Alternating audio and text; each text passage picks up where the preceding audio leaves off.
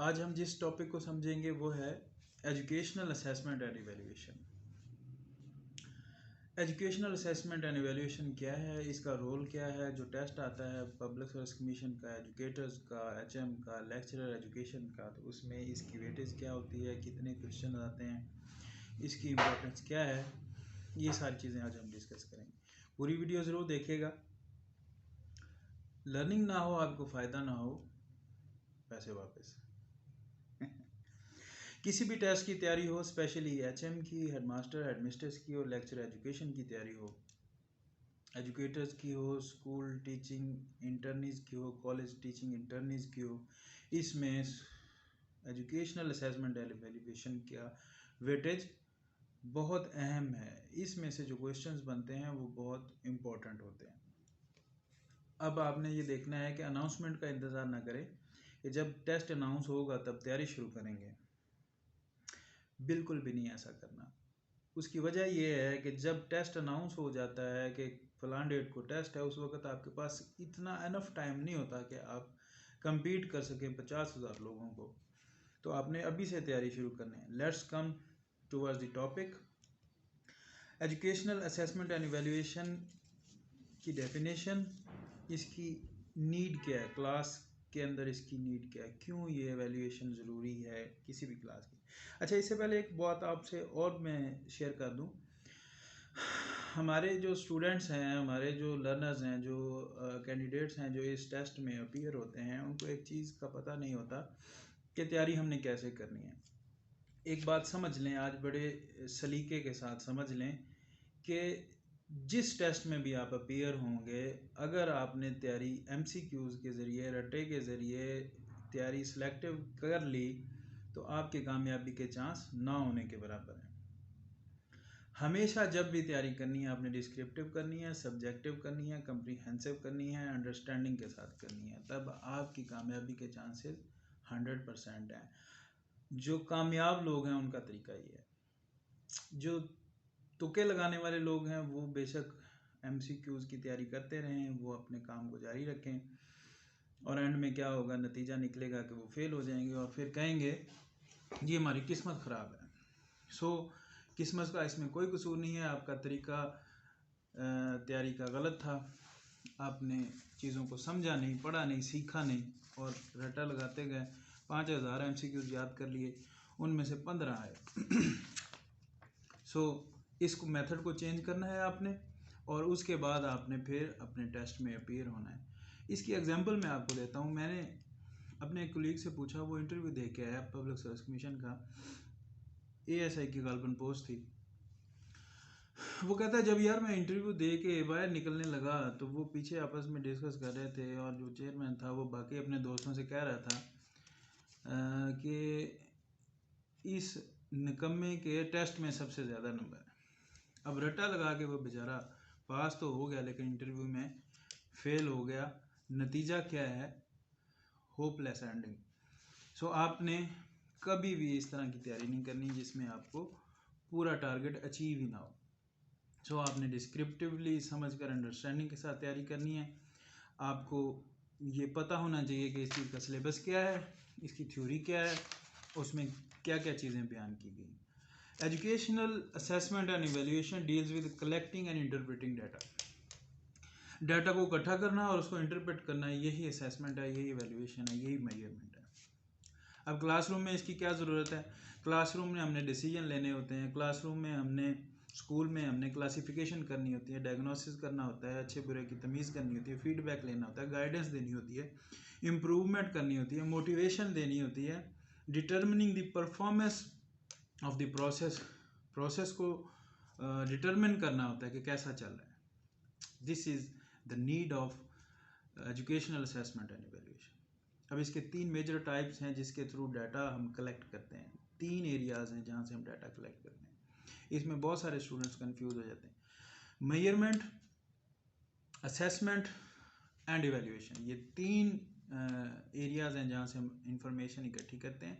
ये अलग अलग हैं, इनको क्या इनकी डेफिनेशन है उनको हम आज देख लेते हैं, समझ लेते हैं। मेजरमेंट क्या होती है, collection of data in quantitative form.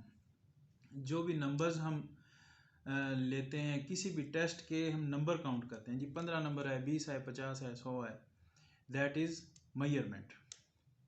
आपने कपड़ा नापा 5 मीटर, आपने चीज़ तोली 2 किलो, दैट इज़ मेजरमेंट। आपने उसको एक सैम्पल दे दिया, तो सैम्पल देने का नाम मेजरमेंट है। किसी भी डाटा को, किसी भी परफॉर्मेंस को आपने नंबर देना, मेजर करना, क्वांटिटी बताना, दैट इज़ कॉल्ड मेजरमेंट। ये ज़हन में बिठा लें। असेसमेंट क्या होती है, इसमें थोड़ा सा डिफरेंस है। जो नंबर आपने हासिल किए हैं, जो मेजरमेंट की गई, उसको इंटरप्रेट करना क्वालिटेटिव फॉर्म में। क्वालिटी क्या है, ए ग्रेड है, बी ग्रेड है, सी ग्रेड, फर्स्ट डिवीजन है, सेकंड है, थर्ड है। Interpretation of data in qualitative form is called assessment. आपने जो असेसमेंट की है उसकी इंटरप्रिटेशन जो की जाती है हमारे अमूमन स्कूलों में, कॉलेजेस, यूनिवर्सिटीज़ में ग्रेड्स की सूरत में, CGPA की सूरत में, तो वो असेसमेंट कहलाती है। उसके बाद तीसरा तरीका है evaluation. Interpretation of data summatively, systematically, in qualitative form and judgemental form. ये कौन सा प्रोसेस है? Process of collecting, analysing and interpreting results and judgements to show the quality and worth of the progress. आपने किसी भी चीज़ की performance, progress या किसी भी चीज़ की वर्थ को आपने क्वालिटी के हिसाब से इंटरप्रेट किया कलेक्टिवली एट द एंड, तो वो एवेल्युएशन कहलाती है। इसमें अप्रेजिंग होती है, जजिंग होती है, interpreting, describing, summing up. And के ऊपर आप जैसे कह लें कि आप किसी भी चीज़ की एंड एग्ज़ाम होता है जो, वो इवैल्यूएशन है। आपने देखा मार्कशीट में लिखा होता है कि जी नंबर इतने हैं, परसेंटेज इतनी है, मेजरमेंट है। उसकी ग्रेड ए है, बी है, असेसमेंट है। उसकी परफॉर्मेंस क्या है, गुड है, बेटर है, बेस्ट है, फर्स्ट पोजीशन है, सेकंड है, थर्ड है। उसके अलावा लिखा होता है कि जिसका करेक्टर अच्छा है। उसके अलावा ये होता है कि आपकी अटेंडेंस कितनी है, आपका बिहेवियर कैसा था अपने कोलीग्स के साथ। इसके अलावा आपने कौन कौन से एरियाज में को करिकुलर एक्टिविटीज़ में अचीवमेंट्स की हैं। इवन दैट जो प्रोग्रेस्ड कंट्रीज़ हैं, जो तरक्की याफ्ता ममालिक हैं, उनमें बच्चों के बिहेवियर के बारे में इस हद तक डिटेल्ड इवैल्यूएशन की जाती है। At the end of the year वो देखते हैं कि साल में कितने दिन बच्चा लंच लेके आया और उसमें से कितने दिन उसने लंच को लाकर नहीं खाया। ये छोटी छोटी चीज़ों को भी मेंशन करके एक पूरे ईयर का प्लान बनाया जाता है, जिसके ज़रिए उसकी पर्सनैलिटी को असेस करके उसको इंटरप्रेट करके जज किया जाता है कि ये किस स्टेज पे खड़ा है। That is called evaluation. ठीक है जी, ये तीनों चीज़ों का फ़र्क क्लियर हो गया। उसके आगे है functions of measurement and evaluation and assessment. इसके दो फंक्शंस हैं, एक इंस्ट्रक्शनल फंक्शन है और दूसरा एडमिनिस्ट्रेटिव फंक्शन है। इंस्ट्रक्शनल फंक्शन में एक पहला इसका पार्ट है प्रिंसिपल फंक्शन, जिसमें basic purpose to determine what knowledge, skill, abilities and habits are required. Student ने कौन सी आदतें सीखी, कौन सा नॉलेज सीखा, कौन सी चीज़ों को एक्वायर किया, कौन सा एटीट्यूड सीखा, ये प्रिंसिपल फंक्शन है। उसके बाद है सेकेंडरी फंक्शन। सेकेंडरी फंक्शन है कि टीचिंग लर्निंग प्रोसेस कैसा था, गाइडेंस कैसी थी, काउंसलिंग कैसी थी, सर्विस कैसी थी, कैपेसिटी ऑफ स्टूडेंट्स कैसी थी। ये एडमिनिस्ट्रेटिव फंक्शन है, ये सेकेंडरी फंक्शन है।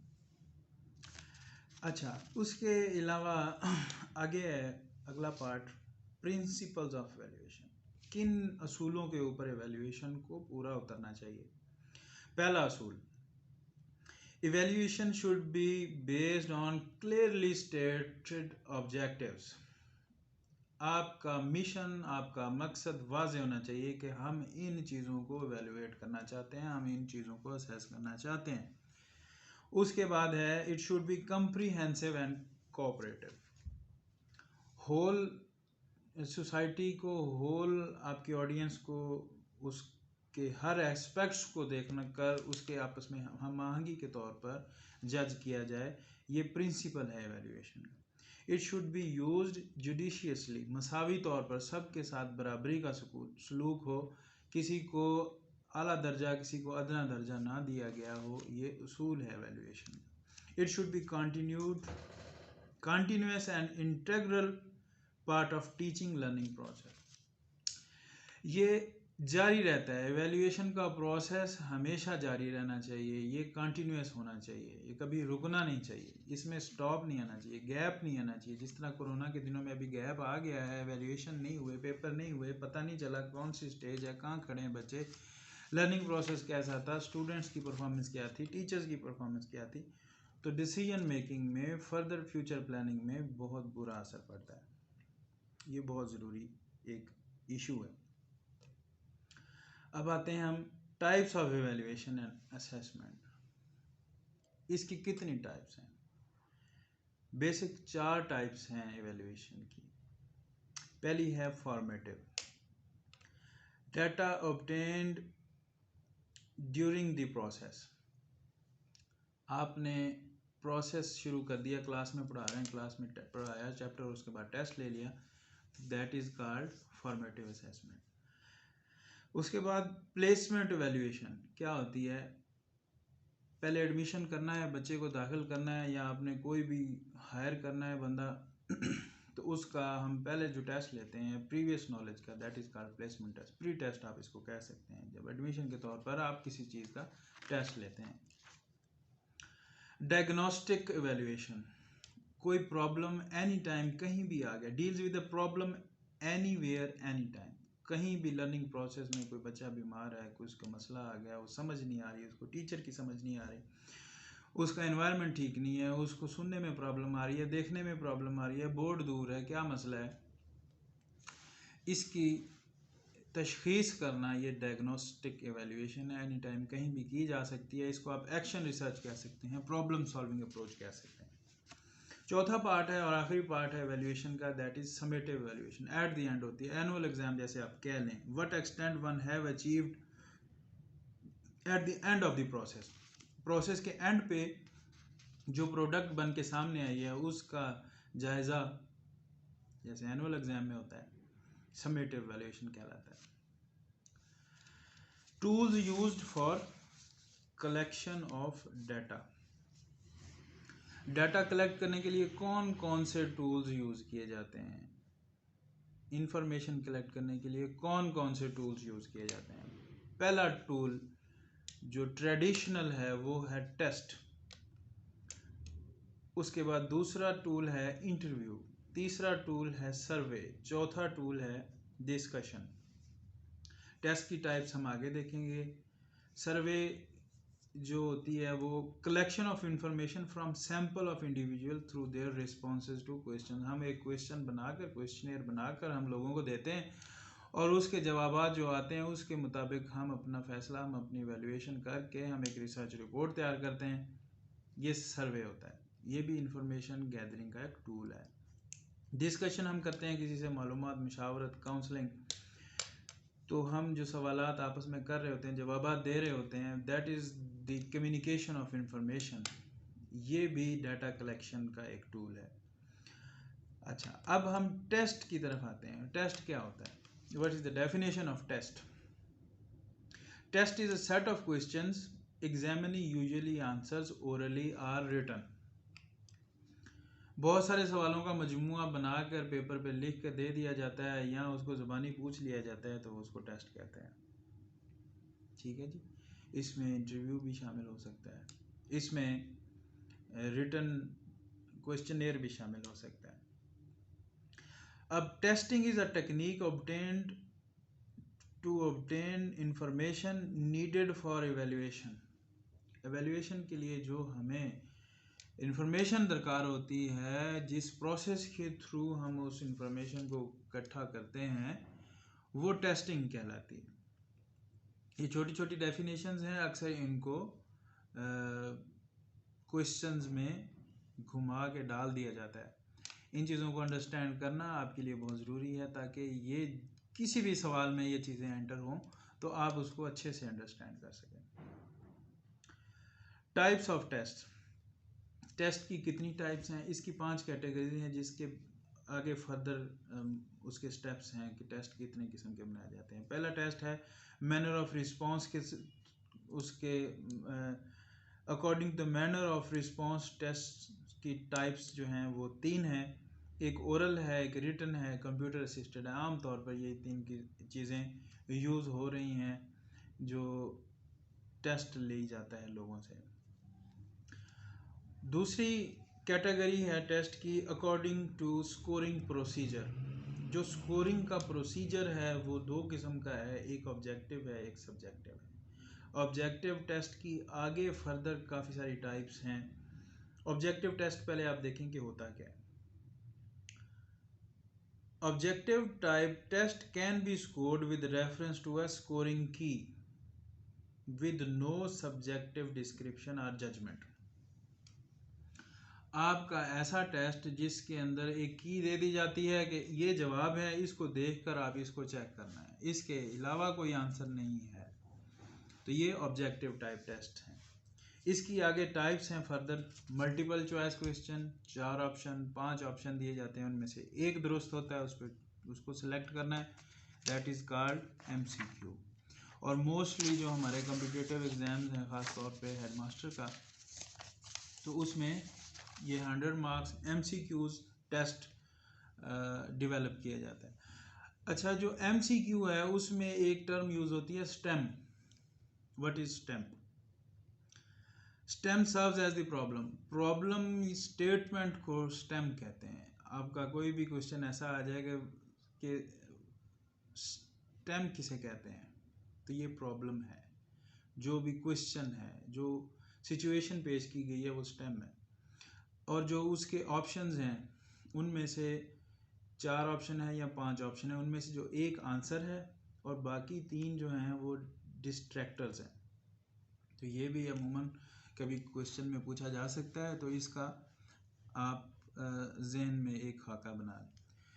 दूसरी टाइप है ऑब्जेक्टिव टाइप टेस्ट की, फिल इन द ब्लैंक्स है, उसके अलावा मैचिंग है, ट्रू फॉल्स, सेंटेंस कंप्लीशन। अब ये चीज़ें CSS लेवल पे टेस्ट में डाली जाती हैं, लेकिन जो हेडमास्टर का लेक्चरर का टेस्ट है उसमें सिर्फ ऑब्जेक्टिव टाइप टेस्ट में MCQs को यूज़ किया जाता है।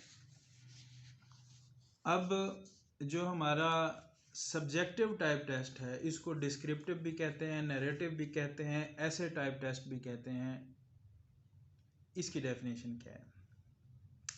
Will be scored on an individual basis with scorer's judgment. जो सब्जेक्टिव टेस्ट है इसकी जो जजमेंट है वो स्कोरर करता है। It includes explanation of the topic in own words. आप कोई एक्सप्लेनेशन देते हैं, कोई राइटिंग पावर आपकी कैसी है, क्रिएटिविटी कैसी है, आइडियाज़ कैसे हैं, कंप्रीहेंशन कैसे किया आपने, इट इज़ एवेल्यूएटेड। ये सारी चीज़ें एवेल्यूएट की जाती हैं सब्जेक्टिव टाइप टेस्ट में। इसकी फर्दर 3 टाइप्स हैं जी। सब्जेक्टिव टेस्ट में शॉर्ट आंसर होते हैं, छोटा जवाब देना है, ब्रीफ आंसर। 2 नंबर का 5 नंबर का सवाल आता है, वो कहते हैं जी शॉर्ट आंसर क्वेश्चंस हैं, शॉर्ट क्वेश्चन जिसे आप कहते हैं। तो ब्रीफ आंसर उसमें देना होता है, ये सब्जेक्टिव टाइप में है। उसके बाद दूसरी इसका पार्ट है एक्सटेंडेड रिस्पॉन्स। इसको फ्री रिस्पॉन्स भी कहते हैं, ओपन एंडेड क्वेश्चन भी कहते हैं। कोई आपको क्राइटेरिया नहीं दिया जाता कि आपने किस एरिया के साथ रिलेट करके क्वेश्चन करना है। आपको फ्री हैंड है कि आपने अपने क्वेश्चन का आंसर कैसे करना है। तीसरा है restricted response test, limited response भी कहते हैं, क्लोज एंडेड क्वेश्चन भी इसको कहते हैं। इसकी लिमिट्स दी जाती हैं कि किन किन एरियाज से आपने एग्जांपल देनी है, किन किन एरियाज में आपने रहकर इस क्वेश्चन का आंसर करना है, that is called restricted response test. अब टेस्ट की टाइप है according to the test purpose. किस मकसद के लिए टेस्ट बनाया गया है उस हिसाब से जो टेस्ट की एग्जाम है। पहली है proficiency test, to measure people's ability regardless of any training they may have had. जैसे रिक्रूटमेंट टेस्ट होते हैं, ये प्रोफिशिएंसी टेस्ट हैं कि इस बंदे की प्रोफिशिएंसी क्या है, एबिलिटी क्या है, स्किल क्या है। तो उस स्किल को नापने के लिए जो टेस्ट बनाए जाते हैं वो प्रोफिशिएंसी कहलाते हैं। दूसरा है अचीवमेंट टेस्ट। आपने एक चीज़ पढ़ाई, समझाई, सारा साल सिखाई, उसके बाद जो टेस्ट लिया वो अचीवमेंट टेस्ट है, जैसे एग्जाम्स हो गए। डायग्नोस्टिक टेस्ट एक्शन रिसर्च है, हम पहले भी पढ़ चुके हैं। ये हम एट द स्पॉट किसी भी वीकनेस को, कमज़ोरी को, किसी भी प्रॉब्लम को हल करने के लिए जो टेस्ट लेते हैं, जो हम रिसर्च करते हैं, वो डायग्नोस्टिक टेस्ट होता है। Placement test, to place the student at the stage और class appropriate to their abilities. ये प्री टेस्ट हम पहले पढ़ चुके हैं कि जो टेस्ट जो इवेल्युएशन की हमने टाइप्स पढ़ी थी, प्लेसमेंट इवेल्युएशन, ये बिल्कुल वही चीज़ है। ये प्लेसमेंट टेस्ट इसको कहते हैं कि हमने किसी भी प्रोसेस के शुरू होने से पहले हमने जो इंफॉर्मेशन हासिल की कि हमारा जो कैंडिडेट है, हमारा जो लर्नर है, उसकी स्टेज क्या है। Aptitude test, how well one is likely to perform in future situations.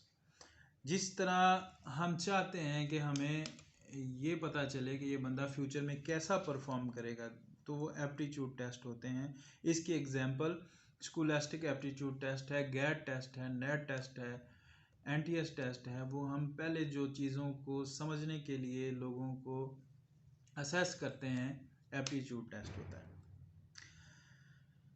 Next type है जी according to the test format. Test के फॉर्मेट, टेस्ट किस तरह से फॉर्मेट किया गया है उस हवाले से जो टाइप्स हैं। पहली है डिस्क्रीट पॉइंटिंग टेस्ट।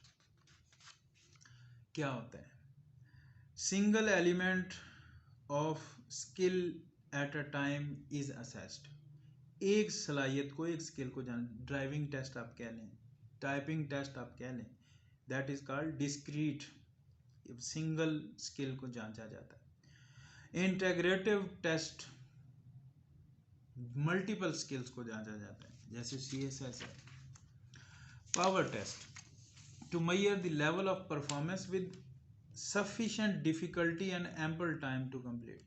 मुनासिब टाइम दिया जाता है, सफिशिएंट डिफिकल्टी होती है, उसको कैसे हल करता है बंदा, किस तरह से तरीके अपनाता है, कौन सा मेथड अपनाता है, वो कितने टाइम में करता है, उसको स्पेसिफाई नहीं किया जाता, उसकी एबिलिटी पे छोड़ दिया जाता है कि इसकी पावर क्या है। फॉर एग्जांपल रिसर्च प्रोजेक्ट जो होता है वो इसकी एक एग्जांपल है। स्पीड टेस्ट, स्पीड टेस्ट में टाइम दिया जाता है कि इस टाइम के अंदर कितनी स्पीड है किसकी। टाइपिंग टेस्ट जिसे आप कह लें, रेस कह लें, रेस में कितनी स्पीड है। उसके बाद है computer adaptive testing, using computer to present test content and can match individual test ability. Computer के ऊपर जितने भी टेस्ट लिए जाते हैं कंटेंट के साथ, वो इंडिविजुअल की एबिलिटी को जांचने के लिए, तो वो कंप्यूटर अडॉप्टिव टेस्टिंग भी आजकल वर्चुअल यूनिवर्सिटी में ये चल रही है।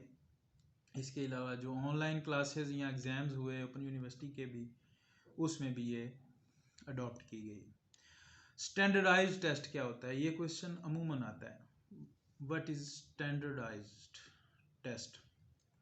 Test that has been experimentally evaluated and found valid and reliable. ऐसा टेस्ट जो वैलिड भी है और रिलायबल भी है, एक्सपेरिमेंट भी उस पर किया जा चुका है, that is called standardized test. जी क्लियर है यहाँ तक? उसके बाद है types of test according to the score interpretation. ये दो किस्म के टेस्ट हैं जी। पहला है नॉर्म रेफरेंस टेस्ट, दूसरा है क्राइटेरियन रेफरेंस टेस्ट। एग्जाम के लिहाज से ये दोनों चीज़ें भी बहुत अहम हैं। नॉर्म रेफरेंस टेस्ट क्या होता है? Individuals performance interpretable in a group. Her group में, हर सोसाइटी में, हर मुल्क में कुछ नॉर्म्स रखे जाते हैं कि ये हमारी अखलाकियात है, ये हमारे इक़दार है। इसमें कोई लिमिट नहीं रखी जाती कि ये 15% सच बोले, ये 20% बोले या 100%।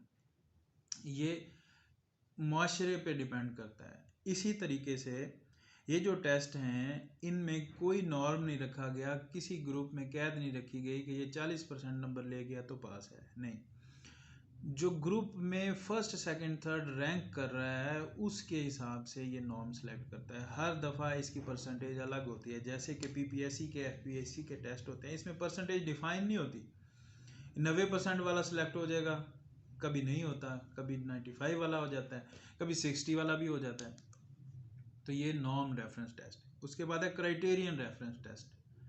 एक क्राइटेरिया बना दिया गया कि यूनिवर्सिटी में 40 नंबर जिसने जिस सब्जेक्ट में भी ले लिए वो पास है, ये क्राइटेरिया रख दिया गया। एनटीएस में अगर कोई एजुकेटर 50 नंबर ले लेता है तो वो पास है, 60 नंबर ले लेता है तो वो पास है। तो ये क्राइटेरिया रख दिया गया, इसको क्राइटेरियन रेफरेंस टेस्ट, एनटीएस इसकी एक एग्जांपल है। हमारे स्कूल एग्ज़ाम्स, यूनिवर्सिटी एग्ज़ाम्स एक एग्जांपल है। तो ये बड़े इंपॉर्टेंट दो टॉपिक्स हैं, क्राइटेरियन और नॉर्म रेफरेंस। इसको मर्ज नहीं करना। नॉर्म हमारा बदलता है, बदलता रहा है, क्राइटेरिया एक रखा गया है, उसके ऊपर सबको अगर सारे क्लियर कर गए तो सारे पास हैं। नॉर्म रेफरेंस टेस्ट में सारे पास नहीं होते, जो टॉपर्स होते हैं वही पास होते हैं, चाहे वो 90 नंबर लें चाहे 60 लें। क्लियर है जी। आज हम इस टॉपिक में एजुकेशनल असेसमेंट और इवैल्यूएशन में ऑब्जेक्टिव टाइप और सब्जेक्टिव टाइप टेस्ट का जो कंपैरिजन करते हैं, इसमें जो चीज़ें आपस में को रिलेट कर रही हैं उनको डिस्कस करते हैं, और उसके बाद हम इसको क्लोज करेंगे आज के टॉपिक को। Educational assessment and evaluation part 2 lecture में जल्द ही दोबारा अपलोड करूँगा, तो हम उसको नेक्स्ट सेशन में आपने मेरे इसी यूट्यूब चैनल पर उसको देखना है। चैनल को अगर सब्सक्राइब कर लें तो ये वीडियोस आप तक पहुंचती रहेंगी, आप इंशाल्लाह इससे मुस्तफ़ीद होते रहेंगे। Difference between objective and subjective type test. पहला डिफरेंस है, जो ऑब्जेक्टिव टाइप टेस्ट है इसमें बहुत सारे question, large number of question होते हैं। सब्जेक्टिव में थोड़े से 8-10 क्वेश्चन होते हैं, ऑब्जेक्टिव में 100 होते हैं, 50 होते हैं, 75 होते हैं। अच्छा, ऑब्जेक्टिव टाइप टेस्ट में एग्जामिनर्स इन्फ्लुएंस नहीं है। एग्जामिनर किसी भी मसलक से, किसी भी खित्ते से, किसी सूबे से ताल्लुक़ रखता है, वो क्वेश्चन को अपनी मर्जी से कम या ज़्यादा नंबर नहीं दे सकता, उसको की को फॉलो करना है। जबकि सब्जेक्टिव टाइप टेस्ट में वो अपने इन्फ्लुएंस को, अपने बिलीव को शामिल करता है अपने चेकिंग में, और उसका असर पड़ता है। ये इसमें फ़र्क है। उसके बाद है, जो ऑब्जेक्टिव टाइप टेस्ट हैं वो स्पेसिफिक होते हैं, उसमें ह्यूज टाइम लगता है डेवलप करने में, बहुत ज़्यादा टाइम। 100 क्वेश्चन बनाने हैं, 100 मिनट तो लगने ही लगने हैं, बल्कि 4, 5, 6, 7, 8 घंटे भी लग जाते हैं एक टेस्ट को बनाते हुए। जबकि सब्जेक्टिव टाइप टेस्ट बनाना है, 10 क्वेश्चन है, 10 मिनट के अंदर 10 चैप्टर को खोला और क्वेश्चन बना के रख दिया। चौथा डिफरेंस है जी, कंटेंट वैलिडिटी जो है वो लार्ज होती है ऑब्जेक्टिव की। कंटेंट वैलिड होता है क्योंकि उसमें कोई झोल नहीं होता। कंटेंट को जितना भी वो क्वेश्चन जितने ज़्यादा होंगे उसकी कंटेंट वैलिडिटी बढ़ती जाएगी, और ये सब्जेक्टिव में बहुत कम है। पांचवा इसमें डिफरेंस है, जो ऑब्जेक्टिव टाइप टेस्ट है वो फोकस करता है थिंकिंग के ऊपर, सोच समझ कर आप उसको आंसर करते हैं। जबकि जो सब्जेक्टिव है वो बेस करता है एक्सप्लेनेशन के ऊपर, एक्सप्रेशन के ऊपर, आपने एक्सप्रेस कितना अच्छा किया हुआ है। सोचने का ताल्लुक उसमें इतना ज़्यादा नहीं है जितना एक्सप्रेशन का है, जबकि ऑब्जेक्टिव में एक्सप्रेशन का इतना ताल्लुक नहीं है जितना सोचने का है। ये डिफरेंस है। अब छठे में इंटेलेक्चुअल स्किल्स डेवलप होती हैं, ये जो हमने पहले बात की है, और अब सब्जेक्टिव में राइटिंग स्किल्स डेवलप होती हैं, लिंग्विस्टिक स्किल्स डेवलप होती हैं। सातवां डिफरेंस है, लार्ज स्कोप ऑफ गैसिंग है। जो ऑब्जेक्टिव है इसमें एक ड्रॉबैक है, ये गैस इसमें बहुत लगता है, तुक्के लगाते हैं लोग, अक्सर लोगों के तुक्के कामयाब भी हो जाते हैं, और सब्जेक्टिव में गैस नहीं हो सकता। इसके बाद आखिरी जो डिफरेंस है, इजी फॉर मार्किंग है। जो ऑब्जेक्टिव है वो बड़े आसानी से मार्क हो जाती है, उसमें इतनी मुश्किल से मार्किंग नहीं होती। जबकि जो सब्जेक्टिव है इसमें बड़ा मुश्किल है चीज़ों को एवेल्युएट करना, बच्चे की थिंकिंग को, क्रिएटिविटी को, स्किल्स को, कोऑर्डिनेशन को, कंप्रीहेंशन को एवेल्युएट करना, और उसके क्वेश्चंस में से उसकी थिंकिंग को समझ कर नंबर देना। ये थोड़ा डिफरेंस है। तो ये चीज़ें आपने अंडरस्टैंड करनी है, इन चीज़ों को इंशाल्लाह समझ लीजिएगा। ये इस सब्जेक्ट के पूरे नोट्स मेरे पास अवेलेबल हैं। आप अगर किसी भी बीएड या एमएड की बुक को उठाएंगे तो उसमें ये सारी चीज़ें आपको मिलेंगी। आप उसके साथ मिलाकर अगर आप इसको डिस्कस करेंगे, स्टडी करेंगे मेरे लेक्चर को पढ़कर सुनकर, तो आप इंशाल्लाह एक दिन में ये पूरा सब्जेक्ट कवर कर लेंगे। मैंने इसको मज़ीद सिलेक्टिव कर दिया है, जो इम्पोर्टेंट चीज़ें थी उनको मैंने आपस में लिंक कर दिया है। और अगर आप इससे भी ज़्यादा जल्दी इसको तैयार करना चाहते हैं तो मेरे व्हाट्सएप ग्रुप को ज्वाइन करें, उसमें ये नोट्स मैं पीडीएफ फॉर्म में शेयर कर दूंगा और आप इसको डाउनलोड करें, प्रिंट करें, अपनी प्रिपरेशन की फ़ाइल में लगाएं और इस प्रिपरेशन को कंटिन्यू करें, आज से ही करें। इंशाल्लाह अल्लाह ताला आपको कामयाब करेगा। जो जितनी मेहनत करेगा उसको उतना ही फल मिलेगा। लैसल इंसाना इल्ला मा सआ। आप कोशिश अपनी जारी रखें, इसको बढ़ाते जाएं, मज़ीद इसमें जोड़ते जाएं। आप जितना जोड़ेंगे एजुकेशन को, लर्निंग को, स्किल्स को जितना इम्प्रूव करेंगे उतनी ज़्यादा ऊपर जाएंगे। आप जितना कम वक्त देंगे, जितना कम स्टडी करेंगे, जितनी सिलेक्टिव करेंगे, जितना रट्टा लगाएंगे, उतना नीचे आते जाएंगे। अल्लाह आपका हामी नासिर हो। वस्सलाम।